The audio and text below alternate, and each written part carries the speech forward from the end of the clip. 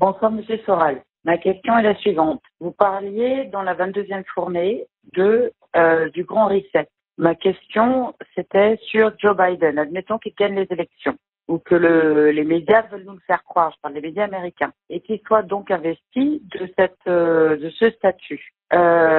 Pour moi, ça voudrait dire qu'il pourrait y avoir sécession de tout le peuple du Middle West américain, c'est-à-dire du peuple qui n'habite pas, en gros, pour résumer, en ville. C'est-à-dire que Grand Reset, en fait, pourrait être l'avènement, en fait, de la Chine. Moi, c'est comme ça que je vois le futur. Qu'en pensez-vous? Voilà. Merci beaucoup et merci beaucoup pour votre travail et pour votre courage. En fait, là, il n'y a qu'une seule question, c'est à la fin sur la Chine, parce que le reste, c'est pas une question, c'est une démonstration que tous les dissidents sérieux partagent à peu près, à savoir aujourd'hui que le nouvel ordre mondial s'appuie à la fois sur le Covid et pour faire le grand reset, et qu'aux États-Unis, le candidat du grand reset, c'était Biden, et le résistant, c'était Trump. Et on voit bien que le pouvoir profond essaye en ce moment, à l'heure où je parle, c'est encore pas définitivement acquis, de voler les élections que Trump avait gagnées pour les donner à Biden, qui n'est rien du tout, qui est le type qu'on a envoyé au charbon, mais pour que le nouvel ordre mondial puisse continuer sa marche en avant. Et effectivement, le nouvel ordre mondial ne peut pas continuer sa marche en avant si les États-Unis lui échappent. C'est l'enjeu actuel et c'est pour ça que c'est ultra violent. Et comme effectivement la majorité des Américains ont voté Trump parce qu'ils y avaient intérêt, si Biden est imposé comme président par un vol manifeste et massif de l'élection, les États-Unis vont évidemment vers une sécession, oui, bien sûr, faire une sorte de nouvelle guerre de sécession, enfin une partition. Tous les analystes sérieux le disent à peu près tous aujourd'hui. Mais alors après, là-dessus, on est d'accord. De toute façon, que Trump arrive à reprendre la main ou que les élections lui soient définitivement volées, l'Amérique va se couper en deux. Et c'est un peu ce que symboliquement on dirait la revanche du Sud sur le Nord. Pour ceux qui ont une culture des enjeux déjà à l'époque de la guerre de sécession. Et alors la seule question qu'il y avait, c'est sur la Chine. Moi, je crois qu'il faut arrêter de penser que la Chine cherche à dominer le monde. Je pense que la Chine, c'est l'empire du milieu, ce qui veut bien dire, c'est-à-dire que c'est un empire qui se considère comme le centre du monde et dont la stratégie a toujours été la muraille, c'est-à-dire de se protéger des influences extérieures et même d'éviter de trop se porter à l'extérieur. Elle n'en a pas besoin. Quand on a 1,7 milliard d'habitants et qu'on est au centre du monde comme ils le sont, on n'a pas besoin on n'a pas de problème d'espace vital et de nécessité de conquête comme l'avait la Prusse quand elle est devenue l'Allemagne, et qu'elle est devenue cette superpuissance européenne qui n'avait pas l'espace qui correspondait à sa puissance. Tous les problèmes de l'Allemagne viennent de là. Voilà. La Chine, c'est l'inverse. Ils ont aujourd'hui la technologie, la production, le marché intérieur avec la montée de leur classe moyenne.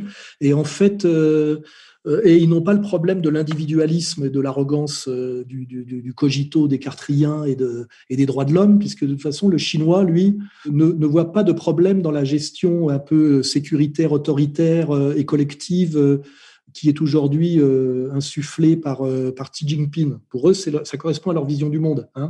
Il faut comprendre que l'individualisme autocritique, là, est une spécialité, on va dire, occidentale et même française. C'est je pense, donc je suis. Cette culture du je n'est pas asiatique. Voilà. Donc, les Chinois, je pense qu'il faut se rappeler de l'histoire de la Chine.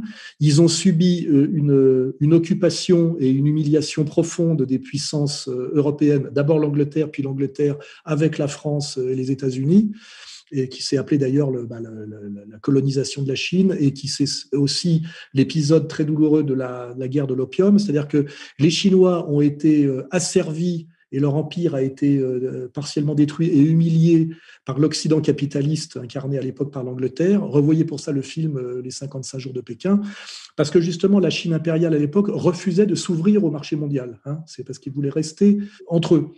Et aujourd'hui, la Chine a les moyens d'imposer sa loi au monde, mais c'est pas pour, à mon avis, devenir impérialiste au sens où nous l'entendons, mais c'est pour pouvoir redevenir chinois, c'est-à-dire, on voit bien que Xi Jinping aujourd'hui s'appuie sur l'idéologie confucéenne et néo-confucéenne, c'est-à-dire les valeurs traditionnelles chinoises. Et donc, penser que la Chine joue aujourd'hui la candidature de Biden contre Trump, c'est totalement logique, puisque Biden représente les élites américaines corrompues qui, pour leur profit individuel, sont prêts à sacrifier la grandeur de l'Amérique. Donc, objectivement, la Chine, pour des raisons de commerce essentiellement, a intérêt à la victoire de Biden sur Trump, qui lui veut redonner son prestige à l'Amérique, et notamment par sa réindustrialisation, sa relocalisation, etc. Mais que la Chine joue le candidat Biden contre le candidat Trump ne veut pas dire nécessairement que comment dirais-je, la Chine veut s'imposer à l'Amérique, comme que la Chine aurait remplacé, je dirais, l'URSS de l'époque de la guerre froide. L'URSS, il y avait derrière une idéologie mondialiste qui se battait à mort. C'était communisme contre libéralisme. C'était deux systèmes mondialistes hégémoniques en lutte. Il y en a un qui a triomphé de l'autre. Alors que l'idéologie chinoise, si on va la chercher, on peut la trouver dans le néo-confucianisme, n'est pas une idéologie, comment dirais-je, de conquête du monde. C'est une idéologie, je vous dis qu'il faut qu'on trouve entièrement dans deux concepts, c'est la muraille et la notion d'empire du milieu.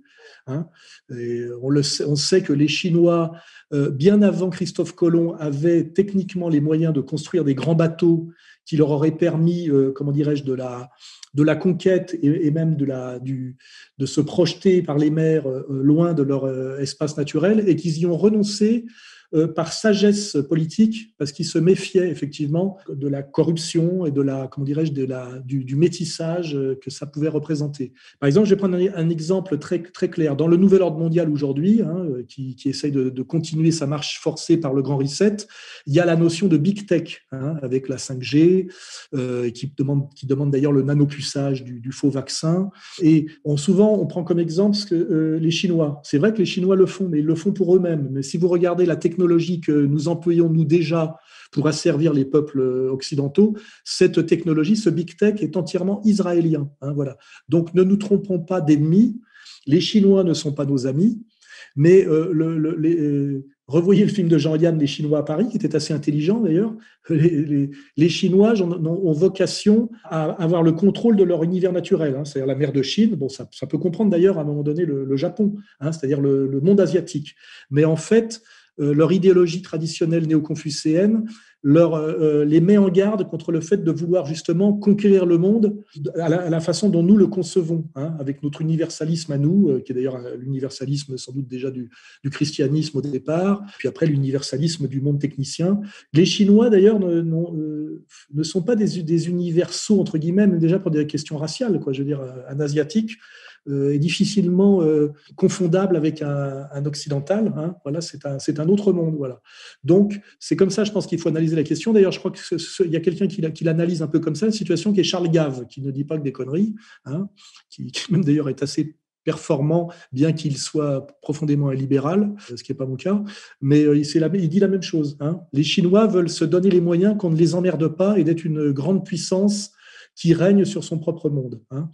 Mais ils savent le danger de vouloir régner sur les autres parce que c'est réversible. Voilà. D'où nous viennent tous nos problèmes aujourd'hui, comment dirais-je, d'immigration en France, parce qu'on s'est projeté par le colonialisme. Je veux dire, voilà, les Chinois savent ça. Et comment dirais-je, leur déploiement économique, notamment, par exemple, en Afrique, ne se traduit pas par des tentatives de conversion, par exemple. Vous voyez, c'est purement du business.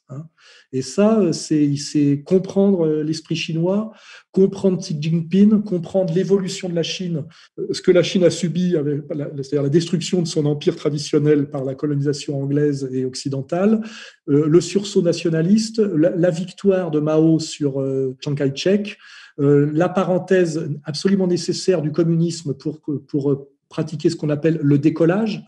Ça aussi, il faut avoir une vraie culture pour comprendre qu'il n'y aurait pas la Chine d'aujourd'hui sans Mao. C'est ce qu'on appelle la pensée dialectique et penser l'économie dialectiquement. Et après la parenthèse, on va dire, communiste et la dérive libérale, la reprise en main, grâce au Parti communiste chinois, qui n'a rien de communiste, mais qui est au moins un nationalisme d'État avec une vision stratégique à long terme, le nouvel empereur Xi Jinping et la présidence à vie de Xi Jinping et les discours de Xi Jinping sur le retour à la pensée spécifiquement chinoise, renouer avec la beauté, et l'importance aujourd'hui de l'idéologie néo confucianiste, l'importance aujourd'hui de la structure du Parti communiste chinois pour maintenir une vision stratégique d'État à long terme, ce qui n'existe plus aux États-Unis et ce qu'essaye sans doute de refaire Trump, et c'est pour ça qu'on l'en empêche, et donc la position ambivalente de la Chine par rapport au nouvel ordre mondial. La Chine est la première puissance du monde peut-être aujourd'hui, mais elle n'a pas vocation à convertir le reste du monde. Voilà. Tout ça est un peu dans mon prochain livre.